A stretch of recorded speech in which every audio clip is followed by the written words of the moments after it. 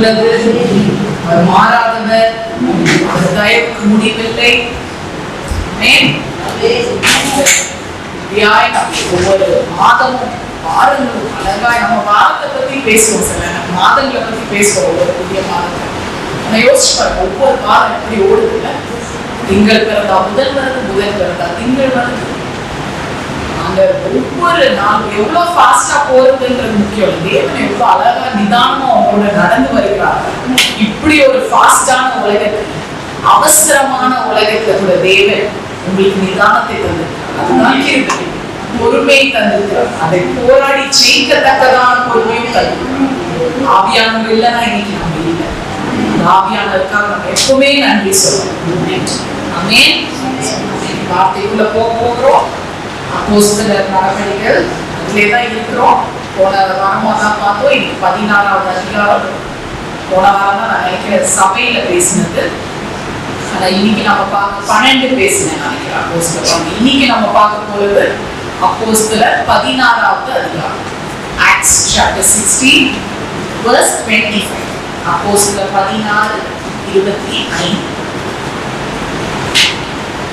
வாசிக்கிறேன். எல்லாம் திறந்துட்டீங்களா?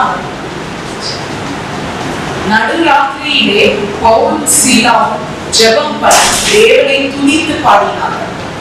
காவலில் வைக்கப்பட்டவர்கள் அதை கேட்டுக் கொண்டிருந்தார்கள்.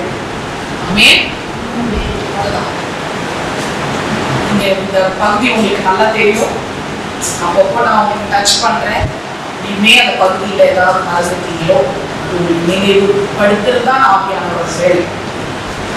சோ எனக்கு இந்த வசனம் ரொம்ப தெரிந்த வசனம். எல்லாருக்குமே அன்னைக்கு நடுராத்திரி என்ன நடந்ததுன்னு உங்க எல்லாருக்குமே தெரியும். அடுத்த வசனத்தை பார்த்தாலே உங்களுக்கு தெரிஞ்சு போயிடும். அது மட்டும் இல்ல 16 எல்லாமே வாசிச்சிருப்பீங்க. பவுலோட மிஷனரி ஜர்னி எல்லாம் வாசிச்சிருப்பீங்க நான் நம்புறேன். இந்த பகுதி முக்கியமா பவுலோட 2வது மிஷனரி ஜர்னில எழுதப்பட்டது. லூக்கா எப்ப எழுதுறாருன்னா பதிவு செய்கிறார் என்றால், ஏன்னா லூக்கா டாக்டர் லூக். அவர் யாருங்க? மருத்துவர். அவர் என்னைக்கு எழுதுறாருன்னா அவரோட 2வது மிஷனரி ஜர்னில என்ன ஆச்சுன்னு எழுதுறதுனா 16வது. அப்படி என்றால் இந்த 16வது அதிகாரத்துல நிறைய மாற்றங்கள் அதிகமாய் உருவாக்கி கொண்டே இருக்கும். ஆமே. ஆதி சபைகள் அது ஒரு குழந்தை சபை. அப்பதான் குழந்தை உருவாக்கும். சபை என்னவா இருக்கு? இப்போ குழந்தையா இருக்கு. சரியா? அந்த சின்ன கிளாஸ்ல இருப்பாங்க. அந்த மாதிரி குழந்தை உருவாகும் ஒரு சபை. ஆனால் மனமாற்றங்கள் கூடிக்கொண்டே இருக்கணும். ஆமே. இப்ப சபை வளர்ந்து கொண்டு இருக்கும் போது என்ன இருக்கு? பயங்கர மனமாறுதல் ஆண்டவர்கிட்ட வருது. ஞானஸ்தானம் எடுத்து இயேசுவே உண்மையான தேவன் என்று அறிந்து கொண்டார். அவங்களே தான் என்ன பண்ணாங்க? இயேசுவுக்கு ஒரு 40-50 நாள் முன்னாடி போட்டது. இது 16வது அதிகாரத்துல எத்தனை வருஷம் ஆச்சுன்னு தெரியல. ஆனாலும் மனம் மாறிக்கொண்டே இருந்தாங்க. வளர்ச்சி பெருக பெருக என்ன ஆயிடுது? அங்க இந்த சுவிசேஷமா இன்னைக்கு கூட சுவிசேஷத்துக்கு போயிருக்காங்க இல்லையா? கிளம்பி 3 பேர் போயிருக்காங்க. ஒருத்தர் போனாலும் அந்த வல்லமை தான். எங்க போச்சுன்னா இந்த வளர்ச்சியான இந்த மனம் மாறுது. It's a series of conversions. தொடர்ந்து மாற்றங்கள் என்ன ஆயிருக்கு?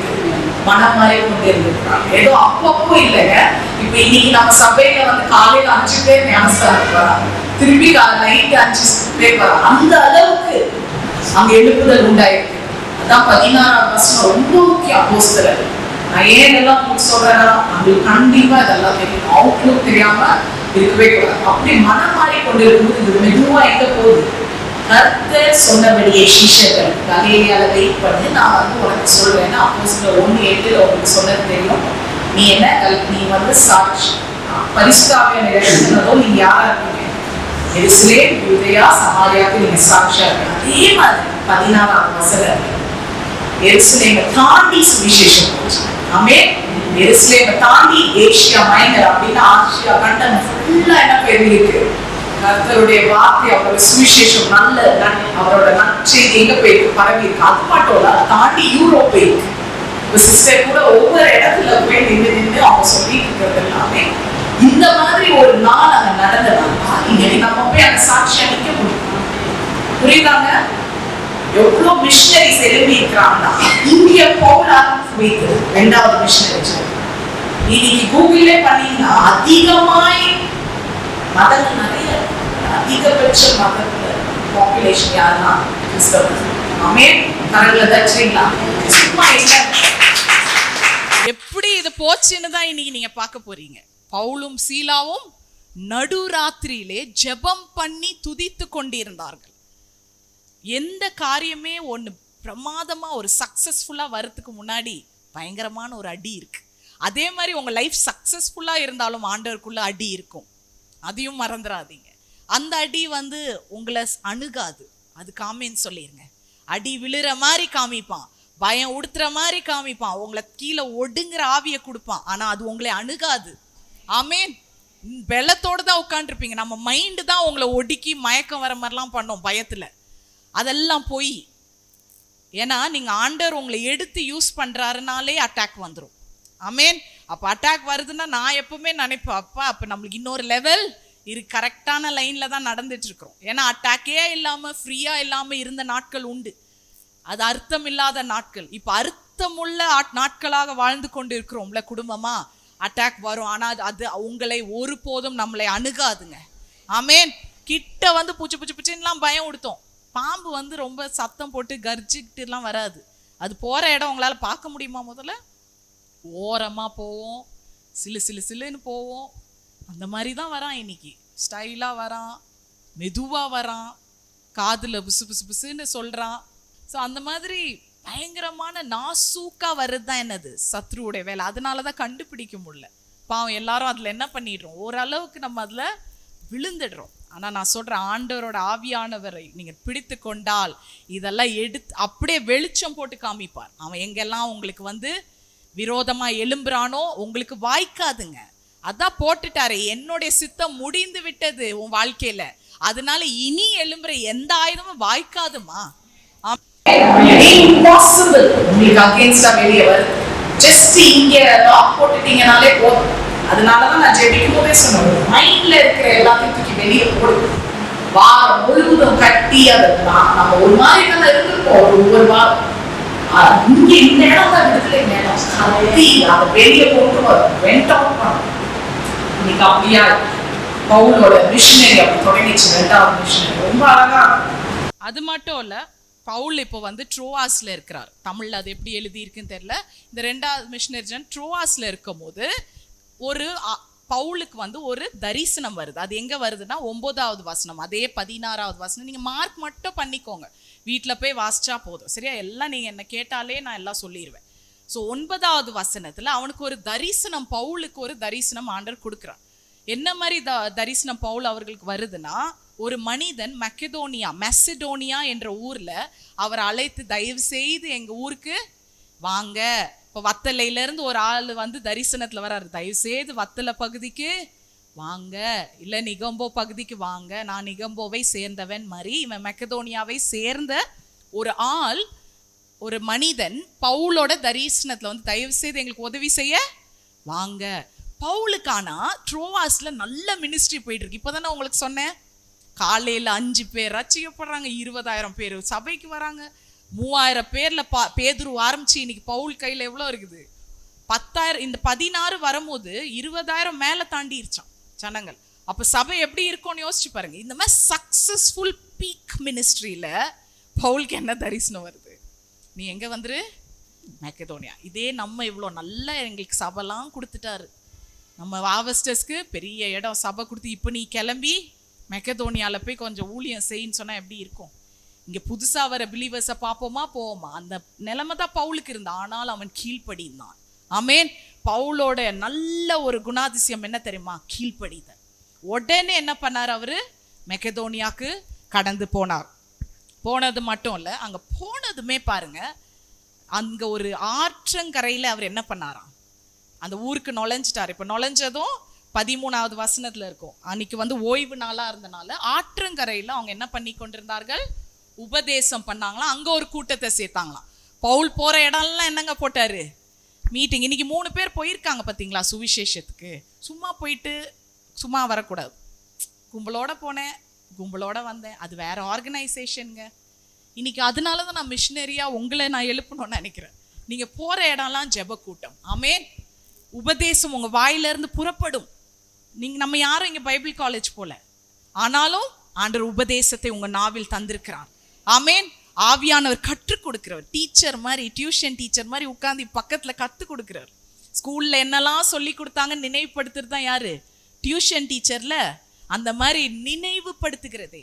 நீங்க நினைக்கலாம் எனக்கு என்னத்த வரோம்னா, நீங்க இனி போற நாட்கள் நான் விசுவாசிக்கிறேன் ஒவ்வொரு இடத்துலயும் ஆண்டவர் வந்து இந்த ஆற்றங்கரையில யாராவது ஆற்றங்கரையில போய் ஜெப கூட்டம் வைப்பாங்களா? இவர் வச்சார். ஏகித்தல் அங்க கிணல் இருக்குல்ல, அங்க போகும்போதே உங்ககிட்ட ஒரு ஜெப கூட்டத்தை ஆண்டவர் கொடுப்பார். 2 பேரை சேர்ப்பார், 2 பேர் 3ஆவும். எத்தனை பேர் விசுவாசிக்கிறீங்க? அப்படிதான் அங்க நடந்தது. அங்க போகும்போது பவுல் வந்து உபதேசம் பண்ணி கொண்டது. கொஞ்ச தூரம் வந்ததும் பவுல் என்ன பண்றார், அந்த உபதேசம் பண்ணி கொண்டிருந்த கூட்டத்துல ஒரு பெரிய ஒரு பணக்கார ஸ்திரீ, ஒரு பிஸ்னஸ் விமன் இருந்தாலாம். அவள் பேர் என்ன? லிடியா. லிடியா வந்து நல்ல பர்பிள் கிளாத், அவள் வந்து கிளாத் பிஸ்னஸா என்ன ஒரு பெரிய ஆந்த்ரப்ரனர். ஓகே, அப்போனா ஒரு நல்ல ஒரு வியாபாரம் செய்து கொண்டிருந்த ஒரு பெண். அவள் இந்த சுவிசேஷ கூட்டத்தை, இந்த ஆற்றங்கரையில் இருக்கிற ஜெப கூட்டத்தை பார்த்து அவளும் அவள் குடும்பமும் என்ன பண்ணுச்சாம்? ரட்சிக்கப்பட்டது. அது நீங்க பார்க்கலாம் 15வது வசனத்துல. அவளும் அவள் வீட்டாரும் ஞானஸ்தானம் பெற்ற பின்பு பவுலை வீட்டுக்கு கூப்பிட்டாங்களாம். ஆனால் பவுல் அங்கே இல்லாமல் திருப்பி எங்கே போனாராம்? வீதியில வந்துட்டு இருக்கும் போது, சரியா, இது லூக்கா எழுதுறாரு. லூக்கா எழுதினாலும் இதுல ஒரு விசேஷித்தமான ஒரு விஷயம் இதுல நீங்க நோட் பண்ணும். ஆத்தர் எழுதும் போது ஒரு சம்பவத்தை வெளியே பார்த்து எழுதுவார். இந்த ஆத்தர் எப்படி எழுதுறாரு? நானும் அங்கே இருந்தேன்னு எழுதியிருப்பார். அதை நான் உங்களுக்கு கடைசியில் எப்படி லூக்கா எங்கெங்கே இருக்கிறார் நீங்கள் இப்போவே பார்க்கலாம் முடிந்தா. என்னன்னா, இப்போ வெளியே வந்து நடந்துட்டு இருக்கும் போது ஒரு அந்த குறி சொல்கிற பெண், அசுத்தாவி குறி சொல்கிற பெண்ணை பார்க்குறாங்க. அந்த பெண் என்ன பண்ணுது? ஒவ்வொரு தடவையும் பவுல் வரும் போதெல்லாம் என்ன பண்ணுது? வந்து இவங்க தேவனுடைய பிள்ளைகள், இவங்க வந்து சொல்லிட்டு போகுது. ஒரு வாட்டி பார்த்தாரு, 2 வாட்டி பார்த்தாரு. என்ன தெருவுக்கு போகும்போதெல்லாம் இந்த குறி சொல்கிற பொண்ணு என்கிட்ட வந்து இப்படி சொல்லுது. அதை எங்கே பார்க்கலான்னா நீங்கள் 16, 17 பார்க்கலாம். குறி சொல்ல ஏவுகிற ஆவியை கொண்டிருந்து குறி சொல்லுகிறதினால் தன் எஜமானுக்கு மிகுந்த ஆதாயத்தை உண்டாக்கினாலாம். இவ குறி சொல்லி யாருக்கு ப்ராஃபிட் போயிருக்குதாங்க? ஒரு மாஸ்டர் இருக்கிறாங்க, இவங்க குறி சொல்லி அந்த காசெல்லாம். ஸோ ஒரு பெரிய பிஸ்னஸ் நெட்வொர்க்கே அங்கே போயிருக்குது மார்க்கெட் பிளேஸில். புரியுதாங்க எங்கே என்ன நடக்குதுன்னு பாருங்க. ஒரு பெண் எங்களுக்கு எதிர்பட்டால், அப்படி எங்களுக்கு சொல்லுங்க. இதை எழுதுனது யாரு? லூக்கா. எங்களுக்கு. அப்போ லூக்காவும் அங்கே என்ன பண்ணியிருக்காரு? இருந்திருக்கிறார். அதுதான் நம்ம விட்டுறக்கூடாது. அவர் பவுலையும் எங்களையும், திருப்பி பாருங்க 17, பவுலையும் எங்களையும் பின்தொடர்ந்து வந்தான்.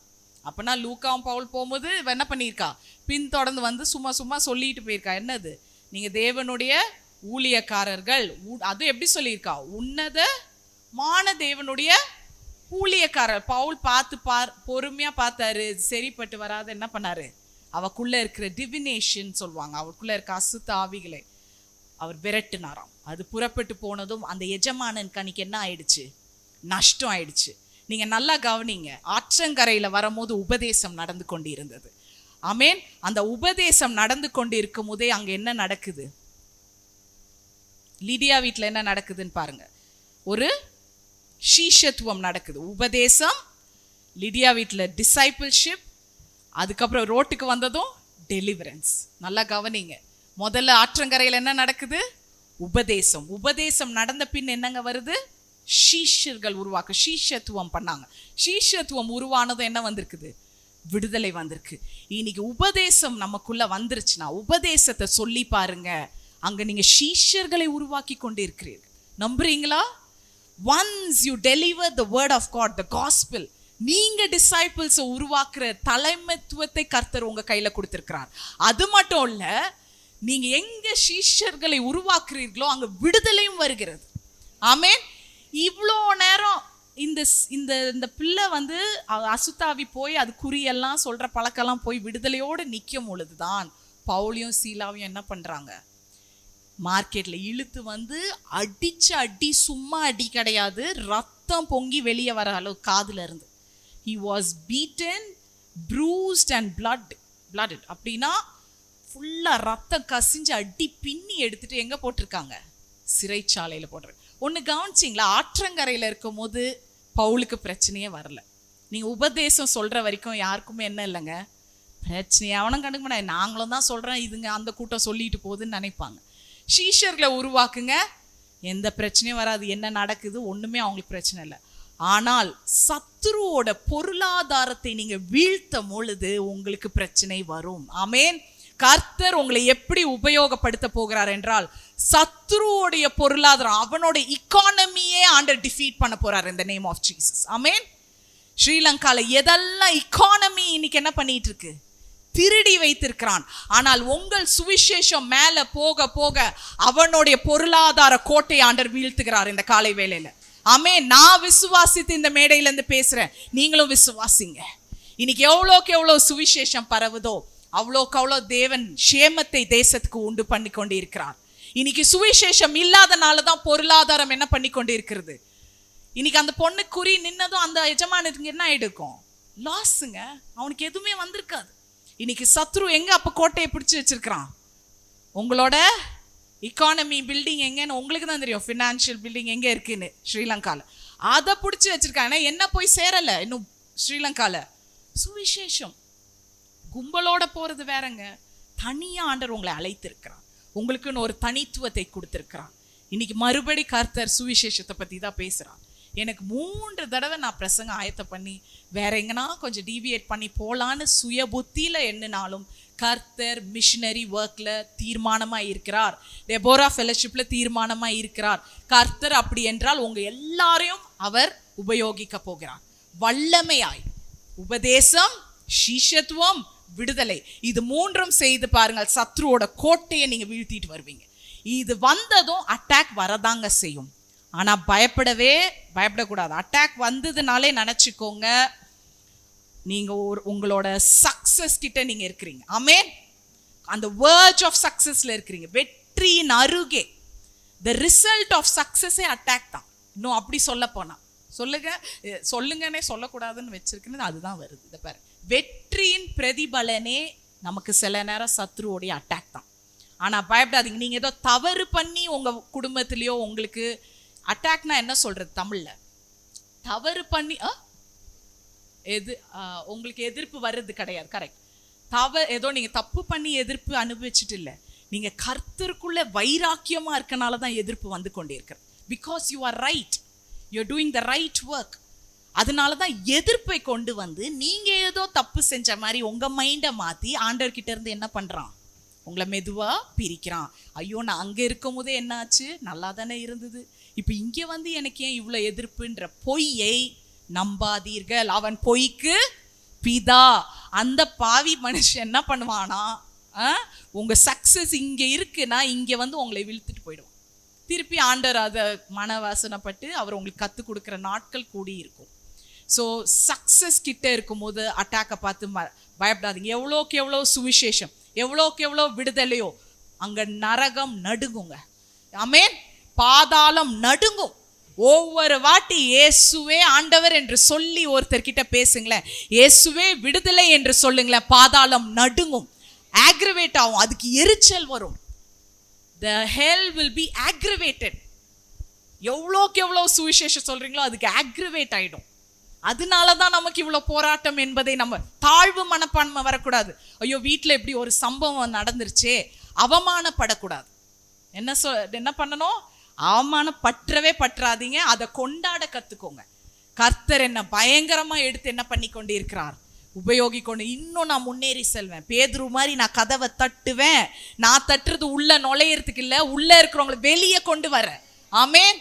அவங்க வெளியே கொண்டு வந்து சுவிசேஷத்துக்கு அனுப்புனாரு. அதை தான் நான் முடிச்சேன் அன்னைக்கு. இன்னைக்கு அவர் தட்டுன தட்டு இங்க எங்க வந்து நிக்குது பாருங்க. இன்னைக்கு பாவம் இவங்க 2 பேரும் எங்க இருக்கிறாங்க, சிறைச்சாலைக்குள்ள இருக்கிறாங்க. எனக்கு இதுல ரொம்ப பிடிச்சது என்னன்னா 25வது வசனம். இவ்வளோ அடி, உத, மெதி, ரத்த காயம், இந்த அடிக்கெல்லாம் செத்துருவாங்க இந்த காலத்துலலாம். அங்கே அன்னைக்கு பவுல் என்ன உட ரீதியில இருந்தார் எனக்கு தெரியல. சீலாவும் இறந்து போற அளவுக்கு மெதிச்சு அடிச்சு நொறுக்கிற. அதுவும் ஓரமா எங்கன்னா அடிச்சா பரவாயில்ல, மார்க்கெட் பிளேஸ்ல இழுத்து வச்சு ஒரு அந்த அடிச்ச எவ்வளோ அவமானத்தோட இருக்கும். மனவேதனையில என்ன பண்ணுவாங்க சிலவங்க, மடிந்து போவார்கள். ஆனாலும் இவர்கள் 25 எனக்கு ரொம்ப, ஆஃப்டர் ஆல், இங்கிலீஷ்ல ஒரு வார்த்தை இருக்கு, ஆஃப்டர் ஆல் தீஸ் திங்ஸ், இவை அனைத்தும் நடந்த பின் நடுராத்திரியிலே. சொல்லுங்க, கண்டிப்பா இந்த வார்த்தையா உங்க வாயினால் அறிக்கை செய்யுங்க. நடுராத்திரி இன்னைக்கு நமக்கு நிறைய நேரம் இருக்கு. நல்ல நேரம், கெட்ட நேரம், அந்த நேரம், இந்த நேரம்னுவாங்க. எல்லா நேரத்தையும் தூக்கி மூட்டை கட்டி வெளியில போட்டுட்டு ஆண்டவர் நடு ராத்திரியில செய்த மகிமையை தான் இன்னைக்கு நீங்க பார்க்க போறீங்க வார்த்தையில. ஆமென். அந்த நடு ராத்திரியின் மகத்துவம் பெருசுங்க. நீங்க நினைக்கிற மாதிரி இல்ல. Mid night, it's a powerful night. அதனாலதான் அதிகாலையில எழும்பி ஜெபிக்கிற ஜெபத்துக்கு இருக்கிற வல்லமை இருக்கு பாருங்க. விடுதலை அன்றைக்கே அந்த நொடியே விடுதலை. எத்தனை பேர் சாட்சியா இருக்கிறீங்க? ஆமென்.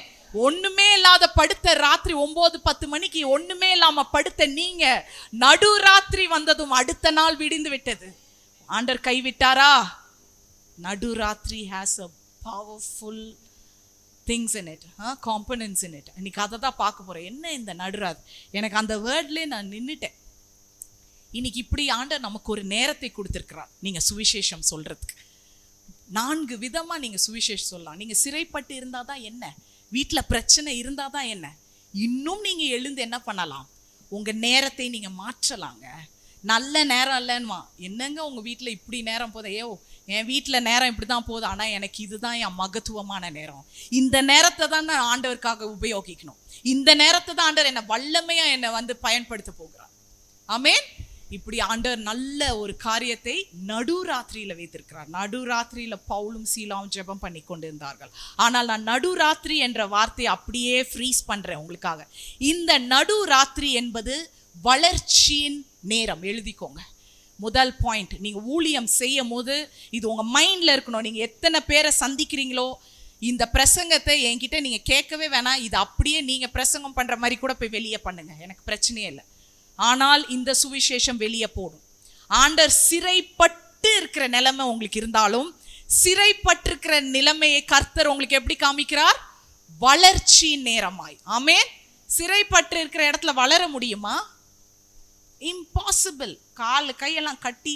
அன்னைக்கு பேதுருவும் சிறைச்சாலை பத்தி தான் பேசினேன். ஆனா இங்க சிறைச்சாலைக்குள்ள இருக்கிற சம்பவத்தை பேசுறேன். அன்னைக்கு பேதுரு சிறையிலேருந்து வெளியே வந்த சம்பவத்தை பேசினேன். இன்னைக்கு அவன் சிறைக்குள்ள பவுல் இருக்கிற சம்பவத்தை தான் நான் பேச போறேன். ஸோ அந்த நேரத்துல போய் நம்ம வளர்றதுக்கு எந்த ஒரு வாய்ப்பும் இல்லைங்க. ஆனா நடுராத்திரியில ஒரு மகிமை இருக்கிறது. கர்த்தர் எவ்வளோ நாட்கள் நம்மளை நன்மையாய் வைத்து விடிய காலையை நம்ம பார்க்க வைத்தார்ல. எத்தனையோ ஹோப்லெஸ் நைட், அழுத நாட்கள் உண்டு. பெட்டு கீழே விழுந்து ஒளிஞ்சு அழுலான்னு கூட தோணும் இருக்கும். கரெக்டா? யாருக்கும் தெரியக்கூடாது இல்லை, டக்குன்னு பாத்ரூம்குள்ள போய் பூட்டிட்டு அழலாம். ஆனால் கர்த்தர் உங்க ஒவ்வொருக்கும் விடியற்காலையை தந்தார். ஆமேன். அதை நம்ம மறக்கவே கூடாது. அதுதான் அற்புதம். அற்புதம் என்பது விடுதலை இல்லை. விடுதலை எப்படி நீங்க சமாளிச்சு வெளியே வரீங்கன்றது தான் அற்புதம். ஆமேன். இந்த விடுதலை இந்த மாதிரி ஒரு பயங்கரமான ஒரு எதிர்ப்பையே நான் தாண்டிட்டேன். அதுதான் உங்களுக்கு அற்புதம். கர்த்தர் அந்த வல்லமையை உங்க உள்ள கொடுத்திருக்கிறார்னு எபேசியர் 3:20 கொடுத்திருக்கு. வெளியே இல்லை, உங்களுக்குள்ள அந்த வல்லமை கிரியை செய்து கொண்டே இருக்கிறதாம். அப்படி என்றால் பழைய ஏற்பாட்டில் ஆவியான, ஏன் நான் புதிய ஏற்பாடு ரொம்ப பேசுவேன்னா, பழைய ஏற்பாடு எனக்கு பிடிக்காமலாம் இல்லை, நான் அதையும் பேசியிருக்கிறேன்.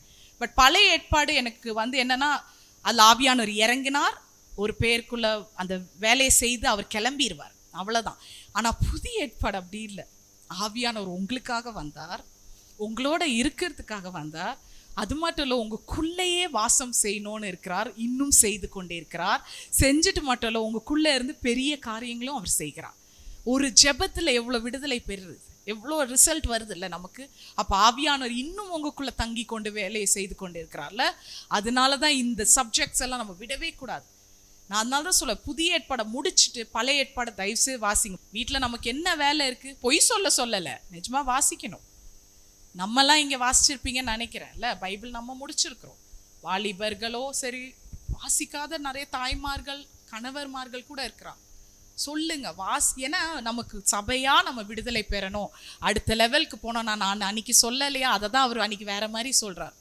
ஆண்டவருக்குள்ள ஒரு ஒரு ஒரு இன்டிமேட் ரிலேஷன்ஷிப் வேணும். நான் சொன்னல, இயேசுவும் நானும் இயேசுவும் இந்த லெவலுக்கு வந்துட்டீங்கன்னா உங்களை எதுவுமே அணுகாது. பயங்கரமான வித்தியாசத்தை அனுபவிக்க கத்துப்பீங்க. அந்த மாதிரி நடுராத்திரியில எனக்கு என்ன பிடிச்சதுன்னு பாருங்களேன். மிட் நைட்னா it's the middle of the night. என்னங்க இது, என்னங்க இப்போ அர்த்தத்தை சொல்லி கிழிச்சிட்டீங்கன்ற மாதிரி இருக்குல்ல.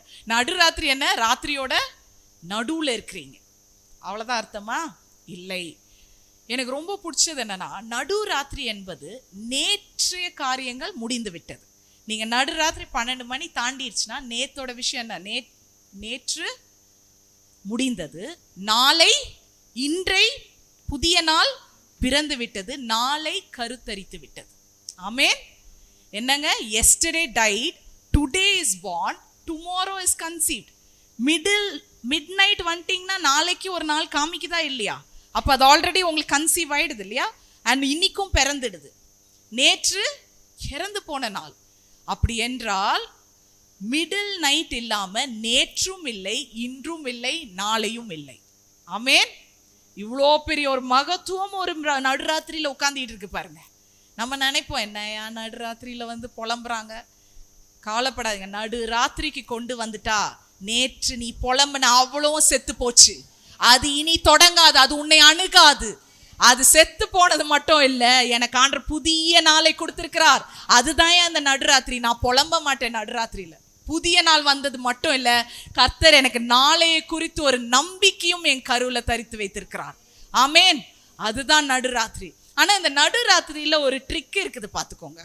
நடுராத்திரி எப்படிமா இருக்கும்? நல்ல வெளிச்சமா இருக்குமா? பயங்கர இருட்டா இருக்கும். 10 மணியை விட நடுராத்திரி எப்படி இருக்கும்? 10 மணியே உங்களுக்கு இருட்டாயிடும். நடுராத்திரி ரொம்ப இருட்டு. அப்ப நீங்க கேட்கலாம், இப்படி இருட்டுல எப்படி? எனக்கு சில நேரம் நம்மளோட ராத்திரி, நம்மளோட அந்த நடுராத்திரி பார்க்கறதுக்கு வேணா எப்படி இருக்கும்? இருட்டா இருக்கும். ஆனால் ஆண்டவர் நம்மளுக்கு டார்க்கஸ்ட் சீசன்ல தான் அவர் நியூ திங்ஸை கிரியேட் பண்றார். ஆமென். எங்கெல்லாம் நம்மளுக்கு இருளான காலங்களுக்குள்ள சூழ்ந்திருக்கிறோமோ, நாளை கருத்தரித்திருக்கிறது, இன்னைக்கு பிறந்திருக்குன்னா, எப்பெல்லாம் உங்களுக்கு இருளான சூழ்நிலைக்குள்ள நீங்க இருக்கிறீங்களோ, நீங்க நம்ப வேண்டும், ஆண்டவர் எனக்கு ஒரு புதிய காரியத்தை செய்து கொண்டிருக்கிறார். ஆமென். இது வேற நடுராத்திரியை வச்சே உட்காராதீங்க. நம்ம வாழ்க்கையிலும் நிறைய இருட்டான காரியங்கள் போயிட்டு இருக்கு. சில நேரம் இருள்ல உங்களுக்கு பொருளவே தேட முடியாது, நீங்களே நடக்க முடியாது, என்ன நடக்குதுன்னு புரியாது. ஆனால் அந்த நேரத்துல தான் கர்த்தர் சொல்றார், இந்த இருளை வைத்தே நான் உனக்கு ஒரு புதிய காரியத்தை உருவாக்க போகிறேன்.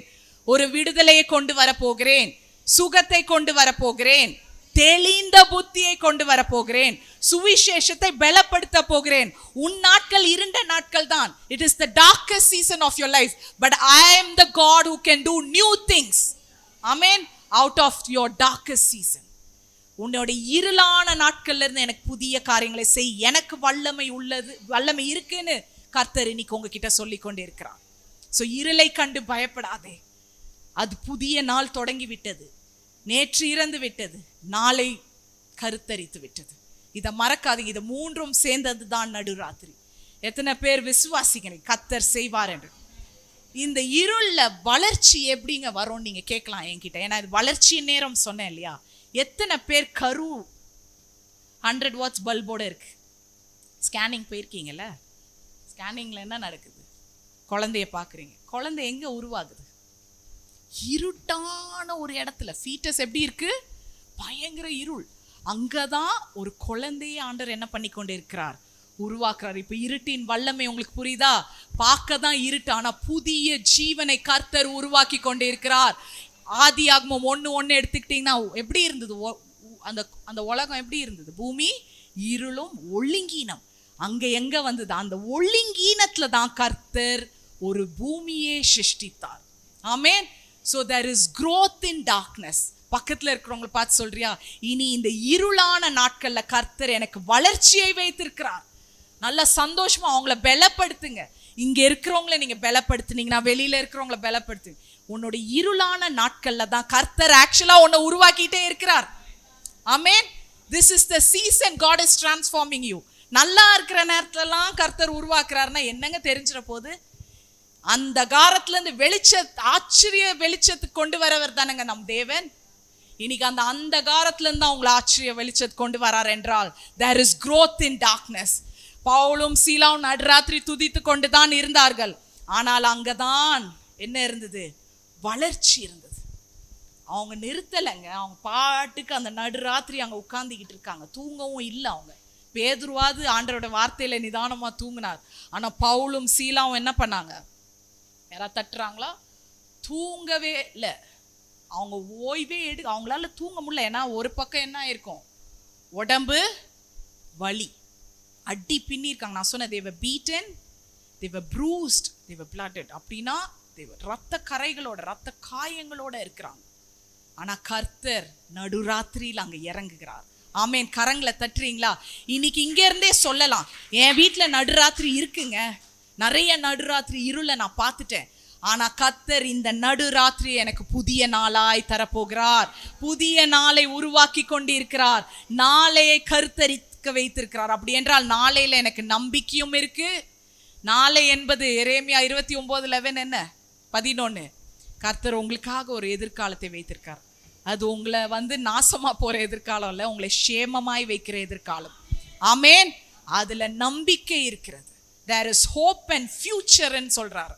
அதுதான் நம் கர்த்தர். அப்ப நம்மளை சுத்தி இந்த கிசுமுசு பண்ற இந்த சத்ருவெல்லாம் என்ன பண்ணலாம், ஈஸியா விரட்டி அடிக்கலாம். புரிந்துதா? அதனாலதான் சொல்றேன், நடுராத்திரி கர்த்தர் உங்களை எழுப்பினார் என்றால் அந்த டைமை பிளாக் பண்ணிருங்க. சில நேரம் 2:45 எழும்பிட்டோம் ஒரு ராத்திரினா, அடுத்த நாள் 2:45 எழுப்போம்.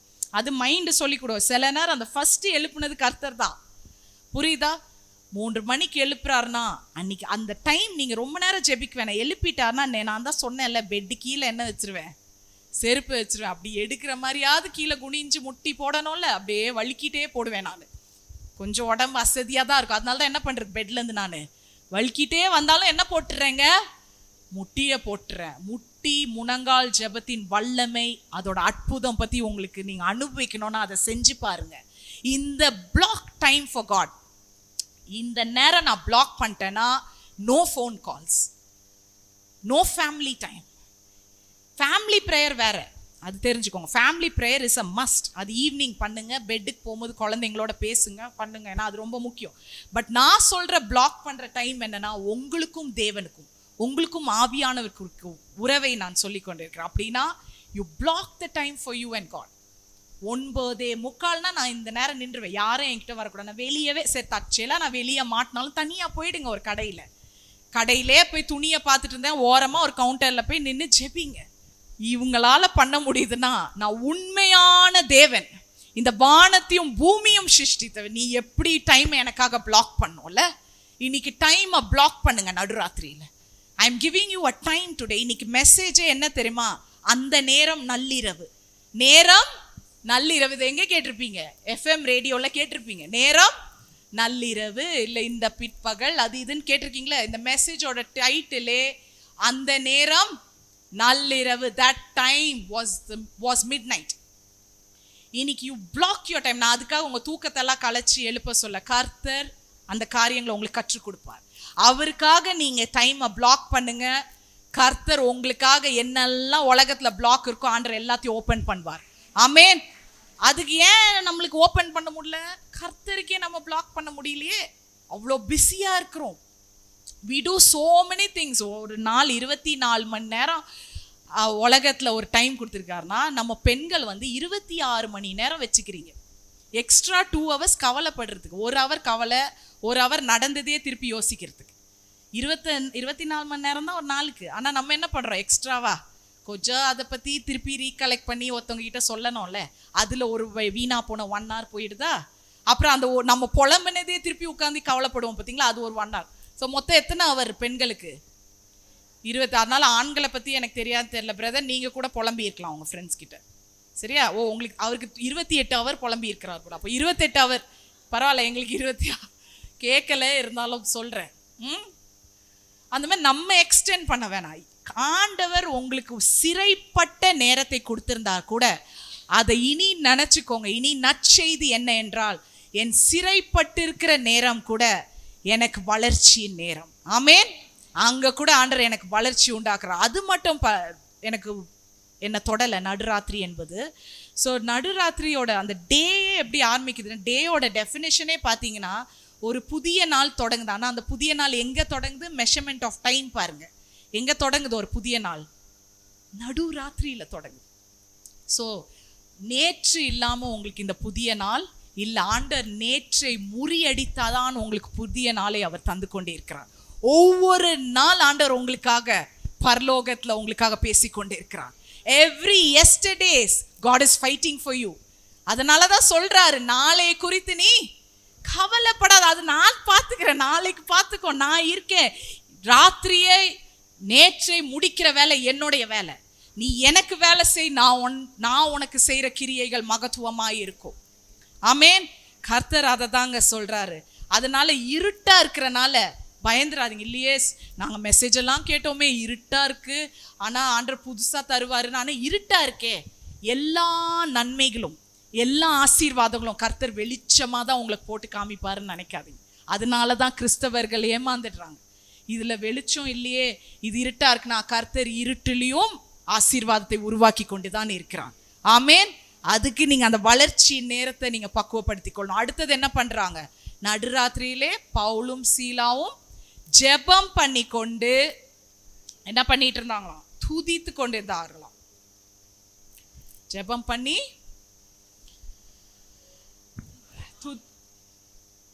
அவங்க எம்பசைஸ் பண்றாங்க, துதித்து பாடினார்கள். எங்க? சிறைச்சாலை. அதுக்கு நான் வரேன். ரோம அதிகாரிகள் பவுலையும் சீலாவையும் கொல்றதுக்காக ஜெயிலுக்கு கொண்டு வரல. நீ என்னெல்லாம் பண்ண, ஆற்றங்கரையில உபதேசம் பண்றியா?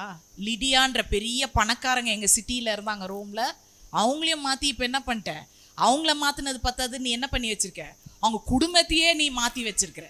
அது மட்டும் இல்ல, சரி அதை கூட உன்னை மன்னிச்சு விட்டோம் பவுலே, நீ இப்ப என்ன பண்ணிட்டீங்க, நல்லா அந்த பாப்பா பார்த்து குறி சொல்லிட்டு மார்க்கெட்ல எங்களுக்கு வருமானம் தேடி கொடுத்தா எங்களுக்கு, அதையும் என்ன பண்ணிட்ட, எங்க பொருளாதாரத்தையும் நீ என்ன பண்ணிட்ட, தொட்டுட்ட. இனி நீ வாயை திறப்ப, இது நானா சொல்றேன் நீங்க நினைக்கிறீங்களா? அங்க பாருங்க, அவங்க எதுலயோ வரும் பாருங்க, 21 வாசிங்க. நான் வாசிக்கிறேன் 21 அதே அதிகாரம். ரோமராகிய நாம் ஏற்றுக்கொள்ளவும் அனுசரிக்கும் தகாத முறைகளை போதித்தார்கள் என்றார்கள். என்ன போதித்தாங்களா? அப்பொழுது ஜனங்கள் கூட்டங்கள் கூடி அவர்களுக்கு விரோதமா எழும்பினார்கள். இவங்களுக்கு பவுல கொல்லணும்னு சிறைக்கு போடல. எதுக்கு தெரியுமா போட்டாங்க? அவருடைய வார்த்தையை சைலன்ஸ் பண்ண. உங்க போதனைகள் சில நேரம் நம்ம ஆண்டவர் நம்மள ஊழியத்தை எழுப்பிட்டாருன்னு வைங்க, அதுக்கப்புறம் நம்ம என்ன பண்றோம், அவரை பத்தி பேசாதமா இருக்கவே முடியல, சாட்சி சொல்லாம இருக்க முடியல. அதனாலதான் நமக்கு என்ன வருது, எதிர்ப்பு. எதிர்ப்பு எப்படி வருதுன்னா, நம்ம வாயை கட்டத்தக்கதான எதிர்ப்புக தான் இப்ப வந்துட்டு இருக்கு. ஏன்னா என்ன பிரச்சனைனா, வாயை திறக்க முடியல, மனசெல்லாம் என்ன ஆயிடுது, பாரம் ஆயிடுது. அப்படிதான் அவன் பண்ணுவான். ஸோ இதை உங்களுக்கு நான் சொல்லித்தரேன். எப்போல்லாம் உங்களுக்கு அந்த மாதிரி மூச்சு அடைச்சிக்கிட்டு வாயே திறக்க முடியாத நேரத்துல தான் நீங்க கத்துக்கணும். நீங்க நிறைய ஆண்டவருக்காக அப்பதான் பேசணும், அப்பதான் நிறைய உபதேசம் சொல்லணும். இவங்க என்ன பண்ணி கொண்டிருந்தார்களாம், ஜெபம் பண்ணிட்டு பாடிட்டு இருந்தாங்களாம் துதிச்சு. அப்ப இதுல என்ன வருதுன்னா, இந்த பவுலும் சீலாவும் ஒண்ணு புரிஞ்சுக்கிட்டாங்க, இவங்க என்ன கொல்றதுக்கு அரெஸ்ட் பண்ணல, இவங்க அரெஸ்ட் பண்ணதெல்லாம் என்னது, ஏன் நாவை பூட்டிக்கிட்டோம். ஏன்னா இப்போ நான் ஒரு கூட்டத்துக்கு ஒரு தலைவனா இருக்கேன். அப்படித்தானே இருந்தார் பவுல். அவரால் நிறைய பேர் மாற்றம்னா, இன்னைக்கு பாஸ்டரே தூக்கி எங்க வச்சுட்டாங்க, ஜெயிலுக்குள்ள பூட்டி வச்சுட்டாங்க. பாஸ்டருக்கே பிரச்சனை, பாஸ்டர் வீட்டிலே ஒரு மாதிரி நடக்குது, அவங்களே ஜெயிலுக்குள்ள போறாங்கன்னா விசுவாசி எங்கெங்க ஆசீர்வதிக்கப்படுவாங்க?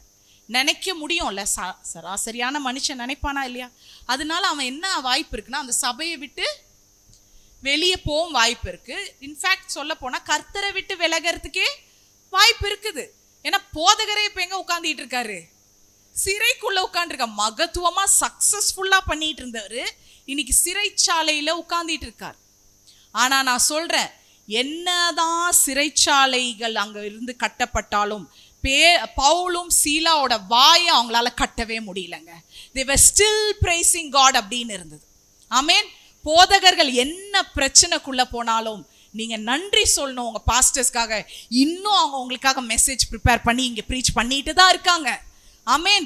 இன்னும் வெளியே ஃபெலோஷிப்ல போய் மீட்டிங் அரேஞ்ச் பண்ணிட்டு தான் இருக்காங்க. இன்னும் தேசங்களுக்கு போய் சுவிசேஷம் அறிவித்து கொண்டு தான் இருக்கிறார்கள். அவங்களுக்கு பிரச்சனை இல்லையா, சிறையிருப்பு இல்லையா? எத்தனை பேர் போதகர்களுக்காக ஜெபிக்கிறீங்க? அவங்க உங்களுக்கு சிறையிருப்புல இருந்தாலும் உங்களுக்காக ஜெபம் பண்ணி துதித்து பாடிக்கொண்டே இருக்கிறார்களாம். இன்னைக்கு நீங்களும் ஆண்டவர் உங்களை ஊழியக்காரர்களாய் அழைத்திருக்கிறார் என்றால், எப்படிப்பட்ட சிறையிருப்பு இருந்தாலும் நீங்கள் என்ன பண்ண வேண்டும், ஜெபித்து ஜெபித்து துதித்து பாடிக்கொண்டே, துதிச்சு பாடிக்கிட்டே நான் வாசிச்சுட்டு இருக்கணும்னு இல்லை. You have to pray. Prayer is the intimate time with God. Prayer இல்லாமல் அங்கே வர்ஷிப் இல்லை, அண்ட் வேர்ட் இல்லாமல் ப்ரேயர் இல்லை. இது எல்லாம் மூணுமே கலந்துருக்குல்ல. பிதா குமாரன் 3 பேரும் இருக்கிறதாங்க உண்மையான ஆராதனை. இன்னைக்கு அதான் அவங்க விடவே இல்லையா. ஸோ இன்னைக்கு என்ன முறியெடுத்தாலும் கர்த்தர் ஒரே ஒரு விஷயம் நீங்கள் கற்றுக்கணும். இன்னைக்கு இப்படி என்னை அடைச்சி வச்சிருந்தாலும், சிறையிருப்புக்குள்ளே இருந்தாலும், நான் சபைக்கு வந்து துதிக்கிற துதி, சத்ருக்கு நான் என்ன மெசேஜ் கொடுக்குறேன்னா, நீ தோத்து போயிட்டேன். ஆமேன். இனி ஒவ்வொரு டெபோரா ஃபெலோஷிப்லையும் ஆராதனை, ஹார்வெஸ்டர்ஸ்ல ஆராதனை எப்படி இருக்கணும்னா, நீங்க என்ன சிறையிருப்புக்குள்ள இருந்து வெளியே வந்தாலும் அந்த நாள் இங்க வந்து ஜெபிக்கும் பொழுது போதகர்களும் நீங்களும் என்ன சொல்லணும் தெரியுமா? அவனுக்கு நான் மெசேஜ் அனுப்புறேன், நீ தோத்துட்ட. அந்த அளவுக்கு உங்க வாயில துதி இருக்கணும். நான் சொன்னேன்ல, there should be praise and worship that should not shut up. வாயை மூட முடியாத அளவுக்கு, வாயை மூடவே கூடாத ஒரு துதி நம்ம வாயில இருக்க வேண்டும். நம்ம அமைதியாவே இருக்க முடியாத அல்லேலூயா நம்ம வாயில இருக்க வேண்டும். அதுதாங்க உண்மையான விடுதலை. அப்பதான் நீங்க எழும்புறீங்க. இந்த நேரம் அவங்க என்ன பண்றாங்கன்னா, வளர்ச்சி நேரம் சொன்னேன். இவ்வளோ நேரம் நீங்க கேட்டது என்ன தெரியுமா? இந்த சிறை இருப்புல கூட பவுலும் சீலாவும் அறிவித்து கொண்டே இருந்தாங்களா. இது அறிவித்தலின் நேரம். 2வது என்னதுங்க? அறிவித்தலின் நேரம். நான் என்னதான் ஆண்டவர் எனக்கு ஒரு சூழ்நிலை வந்து நான் முடங்கி கடந்தாலும், எனக்கு நாட்கள் அப்படி என்னை ஏற்படுத்தி கொடுத்தாலும், நான் கர்த்தரை பற்றி அறிவித்து கொண்டே தான் இருப்பேன். ஆமேன். என்னை எந்த சிறைச்சாலையும் பூட்டி வைக்க முடியாது, எந்த சிறைச்சாலையும் என் வாயை மூட வைக்க முடியாது. அது உன் குடும்பத்திலேயே சிறையிருப்பு எழும்பினாலும் இங்க வருவேன், நான் மெசேஜ் கொடுப்பேன். நான் சாவர வரைக்கும் நான் பேசிட்டு தான் இருப்பேன். வெறும் மெசேஜ் கொடுக்கறதுக்கு மட்டும் லிண்டாவை கர்த்தர் அழைக்கல. நான் மெசேஜ் கொடுத்துட்டு யூடியூப்ல போடுறதுக்கு மட்டும் கர்த்தர் என்னை அழைக்கல. இங்க இருக்கிற ஜனங்களை உருவாக்குறதுக்கு தான் கர்த்தர் என்னை அழைத்திருக்கிறார். என்னால ஒருத்தவங்க உருவாகி இருக்கிறாங்க என்றால், ஊழியத்துல எழும்பி இருக்கிறாங்க என்றா, அதை தான் நான் கணக்கு கொடுக்கணும். நீ என்ன பேசுனன்றதை நான் கணக்கு கொடுக்க முடியாது. இன்னைக்கு நீங்க உருவாக்குகிற ஊழியத்தை கர்த்தர் உங்க கையில கொடுத்திருக்கிறார். அதனாலதான் இருள் என்று பாராமல் கர்த்தர் அந்த இருளையும் உங்களுக்கு வளர்ச்சி நேரத்தை தருகிறார். ஆமேன். You're going to raise a generation. நம்ம சொல்லலாமா சத்தமா? கர்த்தரே, நாங்கள் ஒரு பக்தி உள்ள சந்ததியை உருவாக்க போகிறோம். ஆமேன். ஒரு வசனம் இருக்கு, ஏன் ஒருவனை கர்த்தர் அழைத்தார்? பக்தி உள்ள சந்ததியை உருவாக்கும்படிக்கு, விசுவாசம் உள்ள சந்ததியை உருவாக்கும்படிக்கு தான் கர்த்தர் உங்களையும் என்னையும் அழைத்தார். இது ஷோ பிசினஸ் இல்லைங்க. சிறை இருப்புலையும் நான் வந்து இங்க நின்று பேசுவேன். நான் இங்க பேசிட்டு இருக்க வார்த்தை என்னோட வார்த்தை கிடையாது, இது ஆவியானவருடைய வார்த்தை. இங்க சிறை இருப்பு விடுதலை. நான் என்னதான் என்ன சத்ரு மூடி வச்சாலும் நான் இங்க நிற்பேன். ஆமேன். நான் படிச்ச படிப்பு தான், எனக்கே நம்பிக்கை, எனக்கு தெரியும் இங்கதான் விடுதலை இருக்கு. நம்புறீங்களா? விசுவாசிக்கிறீங்களா? இதெல்லாம் நான் உயிரோட இருக்கேனோ இல்லையோ, கர்த்தர் உங்களுக்கு ஆயுசு நாட்களை கொடுக்கணும். நான் ஜெபிக்கிறேன், நீங்க கண்ணார பார்க்கணும். ஆமா, இதெல்லாம் நடந்தது. இந்த பிள்ளைகள்லாம் எழுந்தாங்க ஊழியக்காரர்களாய்.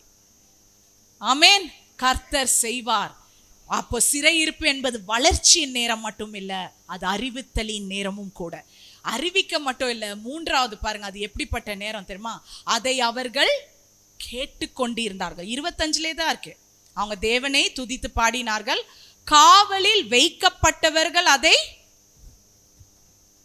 எனக்கு இது ரொம்ப ரொம்ப ரொம்ப ரொம்ப பிடிச்சது. ஏங்க, நீங்க துதித்து பாடுறதும் நீங்க ஜெபம் பண்றதும் யார் கேட்டுட்டு இருந்தா? அவங்களோட இருந்த அதர் பிரிசனர்ஸ், மற்ற கைதியாளர்கள் கேட்டுக்கொண்டிருந்தாங்க.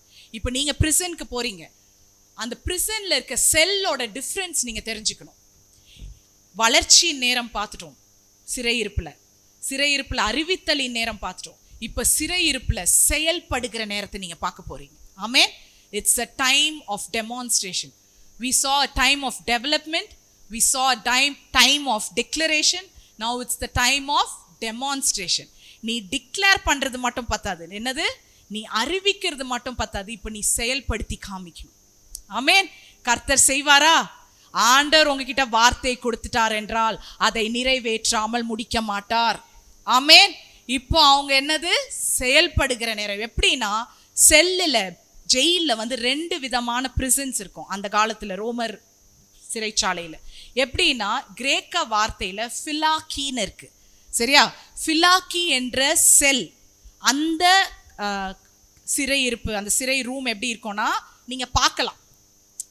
கைதி என்ன பண்ணலாம், நீங்க அந்த கம்பிக்குள்ள இருக்கிறான்னு உங்களுக்கு தெரியும், அது ஜஸ்ட் அ ரூம். அப்போ அவன் பேசுறது கேட்கும், நீங்க அவன் பேசுறது மட்டும் கேட்காது, நீங்க அவனை லிட்டரலா பார்க்கலாம் அந்த கம்பிக்குள்ள. ஆனால் ஒரு கிரேக்க மொழியில ஒரு சிறை இருப்பு இருக்கு, அதுக்கு பேர் டெஸ்மெட்டேரியன், சரியா? டெஸ்மெட்டேரியன்னா கிரேக்க வார்த்தையில டஞ்சன். சொல்லுங்க தமிழ்ல என்னங்க? அது நேற்று கூகுளில் தேடினா அது என்னென்னோ காமிக்குது, நிலை வரைன்னு காமிக்குது, இருள் இடம். டஞ்சன் வந்து உங்களுக்கு வெளியே ரூம் இருக்காது. இப்போ நான் இங்கே நிற்கிறேன்ல, இங்கேருந்து உன்னை திறக்கணும், திறந்து அதுக்குள்ளே போடுவாங்க, அதான் டஞ்சன்.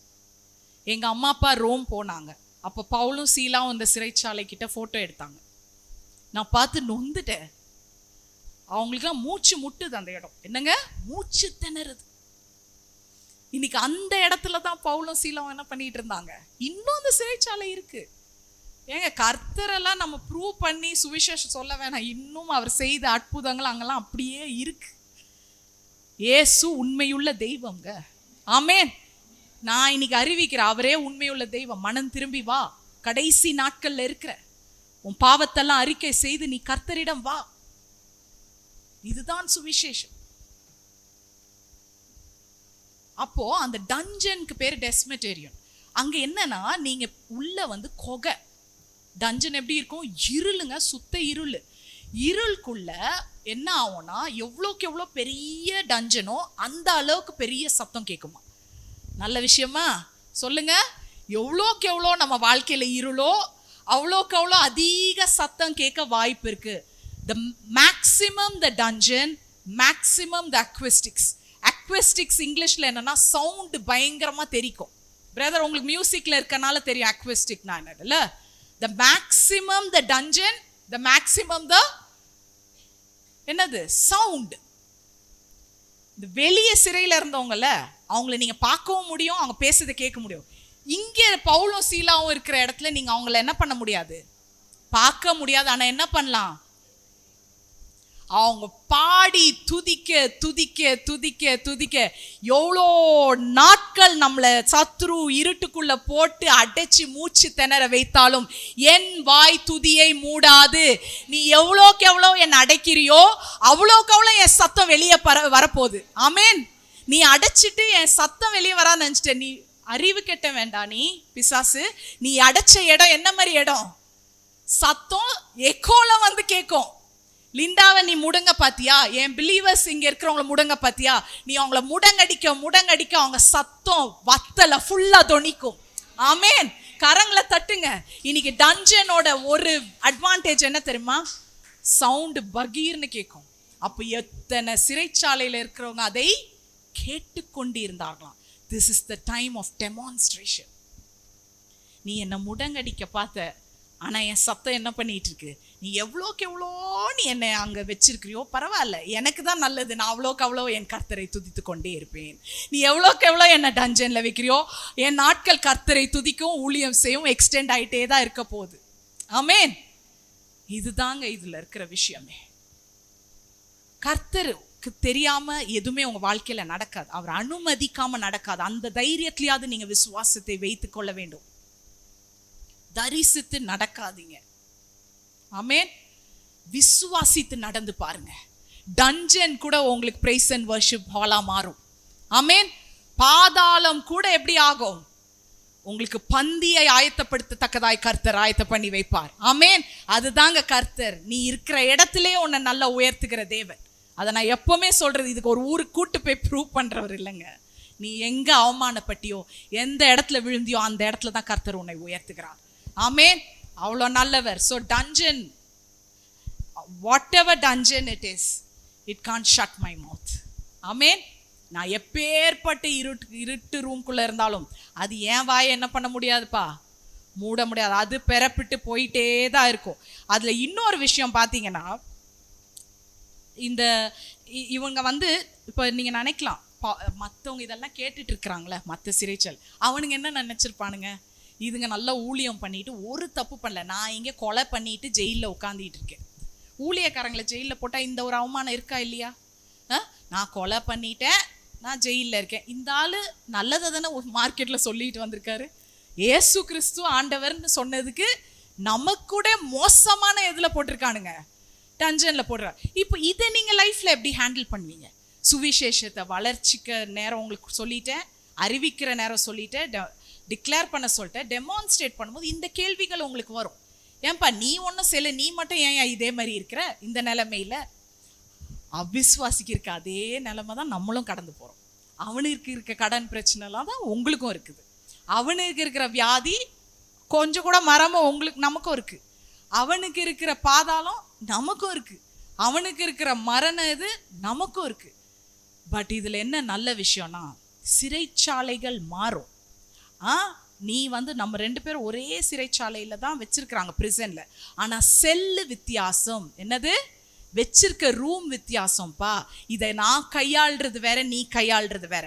கர்த்தர் ஏன் உங்களை சிறை இருப்பில் சில நேரம் வைக்கிறாருன்னா, அடுத்தவங்களுக்கு இந்த சிறை இருப்புல இருந்து நீங்க எப்படி வெற்றிகரமா வந்தீங்கன்னு அவங்க அதை கேட்பாங்க.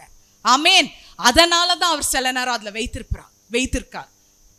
அந்த சிறை இவங்க இதுல இருந்து கூட இப்படி வெளியே வந்துட்டாங்களே, வெளில வந்து தைரியமா இருக்கிறாங்களே, கர்த்தருக்காக இன்னும் பேசுறாங்களே, இன்னும் ஜெபம் பண்றாங்களே, இன்னும் அவங்க வாய் துதிச்சுட்டே இருக்கேன். எங்க நான் சிஸ்டரை காகில்ஸ்ல பார்த்தா கூட கர்த்தர் நல்லவர்னு சொல்றாங்க. எப்படி அவங்க நிலைமையில அவங்க நல்லவர்னு சொல்ல முடியும்?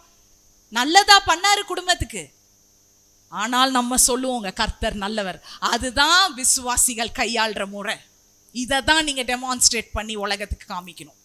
என்ன செய்தாலும் என் கர்த்தர் என்னை கைவிட மாட்டார்.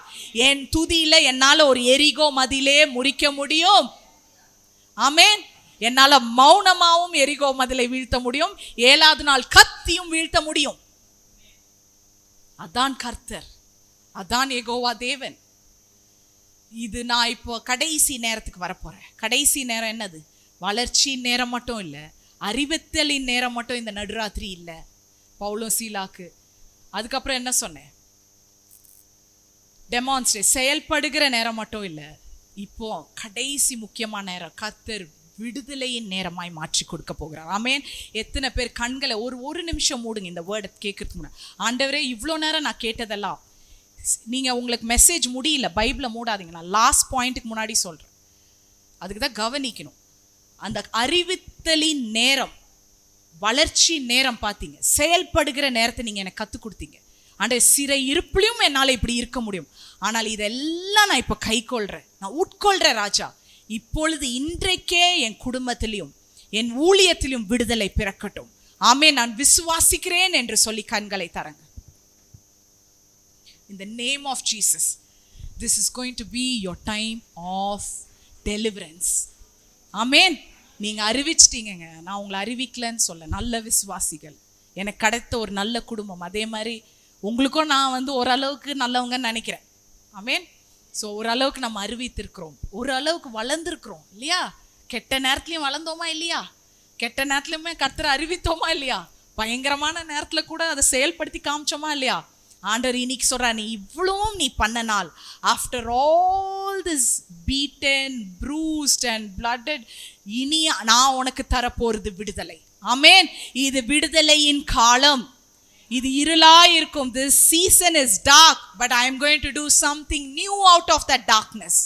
கர்த்தர் சொல்லுகிறார். எப்படி தெரியுமா விடுதலை? அங்க பாருங்க, பூமி 26க்கு வந்துடலாம். இப்போ பூமி மிகவும் அதிர்ந்தது. சிறைச்சாலைன்னா தான் அதில் ஒரு வேர்டு ஃபர்ஸ்ட் பாருங்க, 26 அதில் என்ன வருது? சடுதியாய், சடன்லி. இந்த சடன்லிக்கு ஒரு விஷயம் இருக்குதுங்க. தொடர்ந்து ஒரு காரியம் செய்து கொண்டு இருக்கிறவர்கள் தான் சடுதியை அனுபவிக்க முடியும். புரியுதா? புரியல? இப்போ தொடர்ந்து நீங்கள் வந்து ஒரு தொடர்ந்து நல்லா படிக்கிறீங்க சரியா? சடனாக உங்களுக்கு ஒரு கிஃப்ட் அனௌன்ஸ் பண்ணுறாங்கன்னா நீங்கள் என்ன நினைப்பீங்க? நான் தொடர்ந்து நல்லா படித்தேன், அப்போ நான் இந்த கிஃப்ட்டுக்கு தகுதி ஆனவன். நீங்கள் நல்லாவே படிக்கல, ஃபுல்லாக ஏமாற்றிக்கிட்டு சுற்றிக்கிட்டு இருந்தீங்க, போர் அடிச்சுட்டு தள்ளி வச்சிட்டிங்க. இப்போ ஃப்ரீயாக உங்களுக்கு கிஃப்ட் அனௌன்ஸ் பண்ணுறாங்கன்னா அதுக்கு தகுதியானவங்களா நீங்கள்? இல்லை.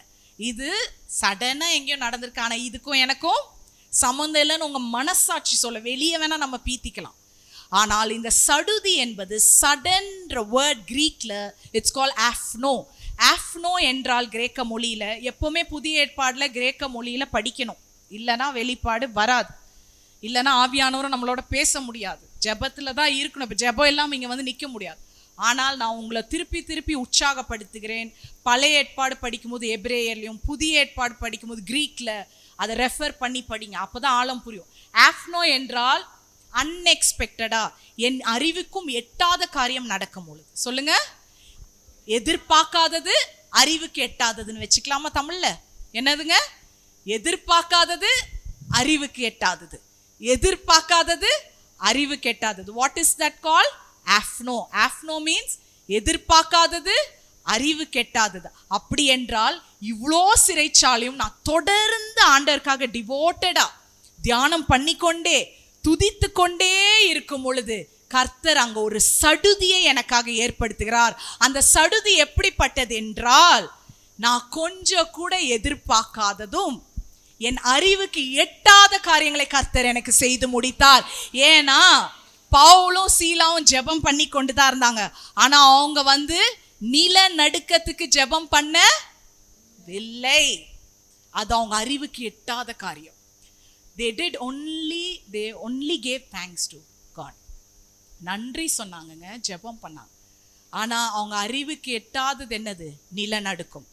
அவங்க ஒன்று எர்த்கேக் வந்து இது உடைச்சி நான் வெளில வரணும்னு ஜெபிச்சாங்களா? என்னைக்கு நீங்க கர்த்தருக்காக முழு இருதயத்தோடு எல்லா சூழ்நிலையும் துதித்து ஜெபம் பண்ணி கொண்டு இருக்கிறீர்களோ, நீங்க வேண்டி கொள்வதற்கும் நீங்க கேட்பதற்கும் நீங்கள் நினைப்பதற்கும் மேல கர்த்தர் செய்ய வல்லவராய் இருக்கிறார். எபேசியர் 3:20. அது எப்படி செய்ய வல்லவராய் இருக்கிறார் என்றால், உங்களுக்குள்ள இருக்கிற வல்லமை உள்ள கிரியையை வைத்து. ஆமென். சில நேரம் இந்த பூமி அதிர்ந்து என்ன பண்ணி இருக்குதான், அவங்க சங்கிலி உடைஞ்சுதான், வெங்கல கதவுகள் திறந்துதான், அப்புறம் என்னெல்லாம் ஆச்சு பாருங்க. அசையும்படியாக அஸ்திபாரங்கள் அசையும்படி பூமி மிகவும் அதிர்ந்து. அது ஒருத்தவங்க வாசிங்க 26.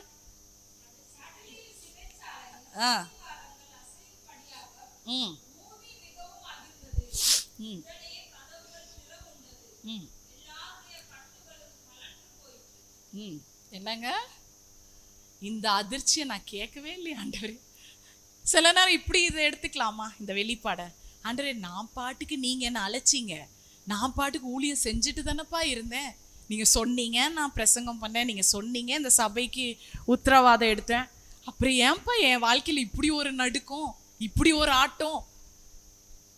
நான் துதிச்சது என் தேவனை தானே, நன்றி தானே சொன்னேன். நான் இதை எதிர்பார்க்கலையா? I didn't even ask you. எங்க வந்திருக்குது அதுல? அது பாத்தீங்களா? அது அந்த அஸ்திபாரம் என்ன பண்ணுச்சா? எனக்கு அந்த வேர்டை கொடுங்க. பூமி அதிர்ந்ததுன்னு வருதுல. எதெல்லாம் உங்களை அதர வைக்குதோ, இன்னைக்கு நல்லா கேளுங்க, எதெல்லாம் உங்களை அதர வைக்குதோ. நான் கூட கேட்டேன், ஆண்டவரே ஊழியம் தானே செஞ்சேன் ஜீசஸ், எனக்கே இதுன்னு கேட்க வந்துருச்சு. அவர் சொன்ன, நான் உன்னை அசைச்சதே உன்னை ஃபுல்லாக ஃப்ரீயாக இதுலேருந்து கொண்டு வரதான். ஆமென். இன்னும் உனக்கு இருக்க எதிர்ப்புகள்லேருந்து ஃப்ரீயாக கொண்டு வர எனக்கு தெரியும் எப்போ உன்னை அசைக்கணும்னு. ஆமென். இதே லூக்கா எங்கெல்லாம் எழுதுனா, நானும் பவுலும் அந்த ஆத்தங்கரைக்கு போகும்போது லிடியா வந்து ரட்சிக்கப்பட்டா, அங்கே உபதேசம் அங்கே இருந்ததா, எங்கெல்லாம் பார்க்கலாமா? இப்போ லூக் சேர்ந்தாரு. இதில் ஒரு வெளிப்பாடு இருக்குது, அதை மட்டும் பார்த்துட்டு நம்ம இப்போ ஜெபிக்க போகிறோம். லூக்கா வந்து இதை எழுதும் போது பவுலோட இருந்திருக்கிறார். அதை தான் அவர் சாட்சியா எழுதுறார். முதல்ல லூக்கா எங்க இருந்திருக்கிறாருன்னா 13:15-13 பாருங்க. எங்க இருக்கிறாருன்னா, ஓய்வு நாளில் நாங்கள் அப்படின்னு ஒரு வார்த்தை இருக்கா, அந்த ஆற்றங்க இருக்கு. அப்ப அங்க லூக்கா இருந்திருக்காரு. 2:15 பாருங்க, அவர்கள் வீட்டுக்கு ஞானஸ்தானம் பெற்ற பின்பு எங்களை வருந்தி கேட்டுக்கொண்டார். அங்க வரும்படி லிடியா வீட்டுல என்ன பண்ணாங்களாம், எங்களை கூப்பிட்டாங்க. அப்ப அங்கேயும் லூக்கா இருந்திருக்கிறாரு. அப்புறம் பாருங்க வேற எங்க லூக்கா இருந்திருக்கிறாரு, 17 பாருங்க, பவுலும் எங்களையும் பின்தொடர்ந்து அந்த பொண்ணு வந்திருக்கா. அப்ப அங்கேயும் எங்க இருந்திருக்கிறாரு, லூக்கா இருந்திருக்காரு. ஆனா இதே லூக்கா இவங்க பவுலும் சீலாவும் ஜெயிலுக்கு வரும்போது எங்க இல்ல, ஆள் அட்ரஸே காணோம். இனி கர்த்தர் உங்களை நினைப்படுத்துகிறார். உங்களுக்கு நீங்க ஃபேமஸா இருக்கும் போது உங்களை பத்தி எழுதி போடுற லூக்கா உங்களுக்கு தேவையில்லை. உன்னோட சிறைச்சாலைக்கு வர சைலஸை நான் ஆண்டவர் உனக்கு ஏற்படுத்தி வைத்திருக்கிறேன். ஆமென். இன்னைக்கு நிறைய பேர் சோஷியல் மீடியா லூக்ஸ் தேடுறாங்க. I want social media look, என்னை பார்த்து என் சக்சஸ் மினிஸ்ட்ரி எழுதி போடுற லூக் வேணும்னு. ஆனா இதே லூக்கா பவுலும் சீலாவும் ஜெயில இருக்கும்போது எங்க இருந்தாரு? காணோம். இன்னைக்கு கர்த்தர் உங்களுக்கு லூக்கையும் சைலஸையும் வித்தியாசப்படுத்தி காமிச்சு கொண்டிருக்கிறார். உன்னோட சிறைச்சாலைக்கு வருது. நீ ஒன்றுமே இல்லாதப்போ அங்க மருந்தோட வந்து நின்னது. நீ அவங்க அழுதுட்டு இருக்கும் போது ஹேண்ட் கர்ச்சீஃப் தொடச்சு ஜெபம் பண்ணீங்க பாத்தீங்களா? அந்த மாதிரி சைலஸை தான் கர்த்தர் இன்னைக்கு கேட்டுக்கொண்டிருக்கிறார் ஊழியத்துல. சிறைச்சாலையிலும் பவுலோட இருந்தது யாருங்க? எழுதி போட்டு சோசியல் மீடியால போட்ட லூக் இல்லைங்க, இட் வாஸ் சைலஸ். இன்னைக்கு சைலஸ்களுக்காக கர்த்தருக்கு நன்றி சொல்லுங்க. எனக்கு தெரியும் உங்களோட எவ்வளோ நாட்கள்ல எத்தனையோ சைலஸ் இருந்திருக்கிறாங்க. உண்மையா இருக்குல்லங்க, எத்தனை பேர் உதவியா இருந்திருக்கிறாங்க. இன்னைக்கு சீலாவை விட்டுருவோம். எத்தனையோ சீலாக்கள் நம்ம வாழ்க்கையில இருந்தனால தான் கர்த்தர் நம்மளை இன்னும் நம்மளை என்ன பண்ணி வச்சிருக்கார்? பாதுகாத்து வைத்திருக்கிறார். நமக்கு இன்னும் சொல்லி தரார், உலகத்தை பகுத்தறிய சொல்லி தரார். நீ லூக்க பார்த்துட்டு இருந்த சக்சஸ் மினிஸ்ட்ரியில, ஆனா பிரிசன்ல உனக்காக நான் வச்சது சைலஸ். ஆமேன். அங்க ஷேக் ஆச்சாங்க. இன்னொன்னு பவுலும் சைலஸும் ஒன்று தப்பு விட்டாங்க லாஸ்ட்ல. என்ன தெரியுமா? அவங்க 2 பேருமே ரோமர்கள். என்னங்க? யூதர்கள். யூதர்கள் என்றால் அவங்க ரோமன் சிட்டிசன்ஷிப். ரோமன் சிட்டிசன்ஷிப்க்கு நீங்க வந்து அரெஸ்ட் வாரண்டோ நல்ல ட்ரையல் இல்லாம நீங்க டஞ்சன் இந்த மாதிரி சித்திரவதை பண்ணி பனிஷ்மெண்ட் கொடுக்க முடியாது. You need a court order. இதை தெரிந்து கூட பவுலும் சீலாவும் யூதர்கள் அவங்க அழகா என்ன பண்ணியிருக்கலாம்? நான் ரோமர், நீ முதல்ல என் ட்ரையலை காமி, நான் நிஜமாவே இந்த பனிஷ்மெண்ட்டுக்கு நான் தகுதியா, நீ காமின்னு சொல்லியிருக்கலாங்க. ஏன்னா பவுலே ஒரு காலத்துல என்னவா இருந்தாரு? முக்கியமான ஒரு பொறுப்புல இருந்தார். அப்போ நீ எனக்கு ஃபேர் ட்ரையல் இல்லை, வாரண்ட் இல்லை, ஆனா நீ என்ன எங்க போட்டுட்ட? சிறையிருப்புலையும் டஞ்சன்ல போட்டுட்ட அப்படின்னு அவங்க ஒரு வார்த்தை கேட்டிருக்கலாம்ல. அவங்களுக்கு தெரியும். தெரிந்தே அவர்கள் கீழ்ப்படிந்து சிறைக்கு வந்தாங்க. ஏன் தெரியுமா? என் மேல எந்த குற்றமும் இல்லை, என் மேல எந்த பிரச்சனையும் இல்லை, ஆனா நான் என்ன பண்ண போறேன்? அங்க உள்ள போறதே அங்கே இருக்கிற கைதிகள் விடுதலையாக. ஆமேன். அவங்க என்னுடைய உண்மையான சத்தத்தை கேட்க, தேவன் யார் என்பதை அறிந்து கொள்ளத்தக்கதாய் அவங்க என்ன பண்ணாங்க? சிறைச்சாலையில இருந்தாங்கங்க. அவங்க கீழ்ப்படிஞ்சு அங்க உள்ள போனாங்க. அது மட்டும் இல்லை, இங்க பாருங்க, சில நேரம் இப்படி கூட வைக்கலாம், they chose to be in jail to free other prisoners. ஆமேன். மற்ற கைதிகளை விடுதலையாக்கவே அவங்க சிறைச்சாலையை தேர்ந்து கொண்டார்கள். இது யாரை பத்தி உங்களுக்கு ஞாபகம் வருது சொல்லுங்க? ஒரு குற்றமும் அறியாதவர், எந்த களங்கமும் அறியாதவர், அவர் ரத்தத்துல எந்த குறை எதுவுமே பார்க்க முடியாது. ஆனால் உங்கள் சிறைச்சாலை சிறையிருப்பை விடுவிக்க எந்த குற்றமும் ட்ரையலும் வாரண்டும் இல்லாம தன் பிதா சொன்ன ஒரே வார்த்தைக்காக உங்களுக்காகவும் எனக்காகவும் சிலுவையில மரித்தாருங்க. இன்னைக்கு அந்த இயேசு கிறிஸ்துவை பத்தி தான் நான் இங்க பேசிக்கொண்டே இருக்கிறேன். நான் என்ன பேசினாலும் இதுல தாங்க முடிப்பேன். ஆமேன். நீங்களும் சுவிசேஷம் வெளியே போகும்போது ஞாபகம் வச்சுக்கோங்க, ஆண்டவர் எனக்கு ஒரு வார்த்தையை தந்தார். நான் எஸ்தரை பத்தி பேசினேன், எஸ்தரோட முடிச்சேன்னு இல்லை. இயேசு இங்க யார்? இயேசு என்ன பண்ணார்? இன்னைக்கு நம்மளுடைய விடுதலைக்காகவும் நம்மளுடைய சங்கிலை முறியடிக்கிறதுக்காகவும் கர்த்தர் சிலுவையில நமக்காக எழுதினார். ஆமேன். அது மட்டும் இல்ல, சிலுவைக்கு போனவர் மட்டும் இல்ல, 3ஆவது நாள் உயிரோட எழுந்து இன்னைக்கு உங்களுக்கும் எனக்கும் ஜீவனோடு இருக்கிறார். ஆமேன். இன்னைக்கு நம்ம ஜீவனோட இருக்கிறோம் என்றால் கர்த்தரால். ஆமேன். இன்னைக்கு கரங்களை தட்டுங்க. கர்த்தர் உங்கள் சிறை இருப்புல வளர்ச்சி. இந்த கைத்தட்டு பரலோகத்துக்கு, லிண்டாக்கு இல்ல, பரலோகத்துக்கு. அப்ப நல்லா நீங்க தட்டி இருக்கணுமா? திருப்பி பரலோகத்தை தட்டலாமா? ஆண்டவரே, நீங்க எனக்கு எப்படிப்பட்ட நேரத்தை நீங்க என் வாழ்க்கையில ஏற்படுத்தினாலும், நான் சிறையிருப்புக்குள்ள இருந்தாலும் அதே சிறையிருப்புல இந்த உலகத்துல நான் வளர்ந்து காமிப்பேன். அதே சிறையிருப்புல நான் உங்களை அறிவிப்பேன்ப்பா. அதே சிறையிருப்புல நான் செயல்படுத்தி காமிப்பேன். அதே சிறையிருப்புல நான் விடுதலையாகியும் காமிப்பேன், மற்றவர்களையும் விடுதலை ஆக்குவேன். அதற்காக நான் உங்களுக்காக ஊழியம் செய்வேன். நான் உனக்காக ஒன்று செஞ்சேன், நீ எனக்காக என்ன செய்தாய்? இதுதாங்க நம்ம கேட்டுக்கொண்டே இருக்க வேண்டிய ஒரு செய்தி. இதுதான் காஸ்பல். ஆமேன். நமக்கு அப்படியே கண்களை மூடி நம்ம நிற்போம். நம்ம நின்று கண்களை மூடி கர்த்தர் கிட்ட கேளுங்க. இன்னைக்கு ஆண்டவர் பேசின வார்த்தை அது ஒரு 3 பாயிண்ட் தான், 3-4 பாயிண்ட். பட் கர்த்தர் பேசுகிற தேவன். யோபு சொன்ன மாதிரி அவர் நம்மோடு பேசுகிற நல்ல பிதா. எல்லா சூழ்நிலையும் நம்மளை அறிந்து வைத்து, சுவிசேஷம்னா சுவிசேஷத்துக்கு ஏற்றபடி, நம்ம மனவேதனைனா மனவேதனைக்கு ஏற்றபடி, நம்மளோட குழப்பங்களுக்கு ஏற்றபடி கர்த்தர் பேசிக்கொண்டே இருக்கிறார். கர்த்தருக்கு திருப்பி இந்த 4 பாயிண்ட்டை மறக்காதீங்க. எங்கெல்லாம் சுவிசேஷம் சொல்ல போறீங்களோ இது உங்கள் பர்சனல் growthக்கும் சரி, உங்கள் மற்றவங்களோட வளர்ச்சிக்கும் இந்த சிறையிருப்பின் செய்தி, இந்த நடுராத்திரியை கர்த்தர் எப்படி புதிய நாளாய் மாற்றினாரோ, கர்த்தர் நம்மளோட இருளையும் நடுராத்திரியும் புதிய நாளாய் மாற்ற கர்த்தருக்கு ஒரு நொடி போதாது. அவருக்கு அது தேவையே இல்லை. அந்த 1 செகண்ட் கூட தேவையில்லை. இப்படி ஃப்ளாஷ் ஆஃப் செகண்டில் அவர் உங்களுக்கு எல்லாம் செஞ்சு கொடுக்குற தேவன். இனி கர்த்தர் பெரிய காரியங்களை செய்வார்.